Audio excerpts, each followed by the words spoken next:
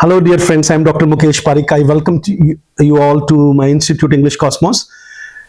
Kindly subscribe to my channel first of all. I have been asking in all the videos to subscribe to my channel, If you really want to spread knowledge, kindly subscribe to my channel. Now, I welcome you all to the lecture of wit. Wit, which is very common word, and many times you get questions in NET and JRF regarding wit. So, what is the origin of the word? Let me tell you that from Anglo-Saxon period, from the Old English, the word wit is there. In Old English, it was called witten, W-I-T-A-N, which means to know. So, at that time, it was meant for knowledge, understanding, and intelligence. It was purely a mental ability, and there was no humor associated with that. Now comes to the medieval period. In medieval period, its meaning got expanded, and it was used for reason and intellectual capacity, like for wisdom, for learning. So these kind of people were called witty. Then came Renaissance, the age of John Donne. So you all know that John Donne is called by Thomas Carey, another metaphysical poet. He has called John Donne in one of his elegies written on the death of John Donne. There he calls him monarch of wit, which has been a very recurrent question in NET and JRF. I repeat, Thomas Carey has called John Donne monarch of wit. So, what is the meaning of wit in the Renaissance?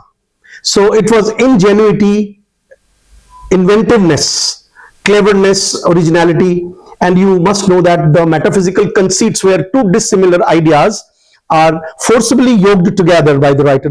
Like I would like to give you the famous example of the pair of compasses and the couples or the pair of lovers. The writer has juxtaposed them.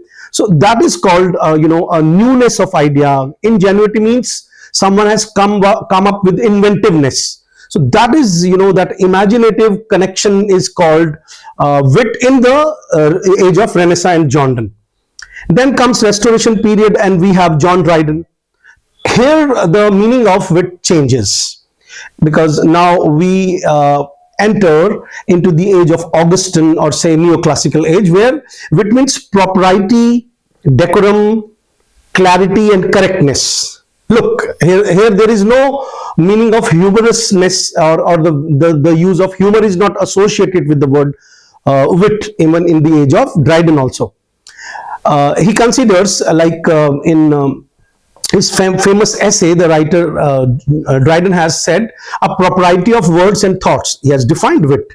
So balance is there, order is there, and these were the, you all know that decorum and balance of ideas was the Neoclassical age known for. And then comes the Augustan Age, after 1700 onward. Alexander Pope and Joseph Addison are the two major writers. Pope's use of it is very famous, and you mostly get this question in exam. From Essay on Criticism, let me quote a particular couplet. True wit is nature to advantage dressed. It means you have to take elegant expressions from the classical writers, and according to your advantage you put these ideas in your work. So what often was thought but never so well expressed. So I repeat the couplet. True wit is nature to advantage dressed. What oft was thought, but never was so well expressed. It means, wit means elegant expressions used to tell us the common truths. That is nature. Here also nature does not mean the nature of vegetation, of the nature of romantic writers. Here nature means common truths. Okay, and one more thing for Pope. If you really want to understand that, for Pope the meaning of wit is refinement. It is not originality, because he's asking us to copy the ideas from the ancient writers, because Neoclassical age is called Neoclassical because they were writing based on the writers of the classical antiquity and putting them in the new form. So neo means new. And then comes Addison with clarification of wit in his essay number 63, I guess. He has defined and come up with the idea of true wit, false wit, and mixed wit. So for Addison, true wit means real resemblance of ideas, like logical, meaningful, like good metaphors if you are using. That is called true wit. False wit means any, using pun, using, anagrams, using different kind of poetry, where these were, according to this writer, considers inferior. So here you're showing your superficiality of ideas through words and sounds. You want to show yourself that you are intelligent, but then there is no originality, there is no logicality, and your ideas are not properly coming out.